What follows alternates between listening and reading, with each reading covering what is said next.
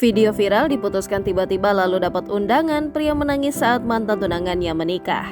Beredar video viral menunjukkan seorang pria tak kuasa menahan tangisnya melihat mantan tunangan menikah dengan orang lain.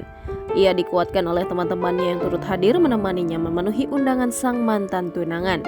Dalam narasi yang beredar, pria tersebut harusnya menikah dengan pengantin wanita. Namun tiba-tiba wanita tersebut justru memutuskan tali pertunangan dan akhirnya menikah dengan orang lain. Momen ini bahkan terekam kamera dan viral di media sosial.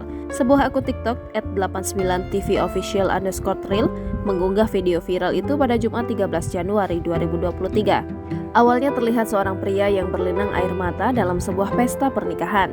Ia hadir dengan memakai batik dan masker menutupi setengah wajahnya. Lalu arah kamera pun teralihkan pada area pelaminan yang di atasnya berdiri pasangan pengantin dan orang tua, juga para tamu yang memberinya selamat. Dinarasikan, pria menangis tersebut bukan tanpa sebab. Ia meratapi kesedihannya ditinggal sang mantan tunangan begitu saja. Bahkan tak lama setelah memutuskan pertunangan berakhir, si wanita malah menikah dengan orang lain. Netizen pun memberikan komentar beragam dalam unggahan video viral. Salah satunya menyemangati pria tersebut untuk ditemukan dengan pendamping yang lebih baik.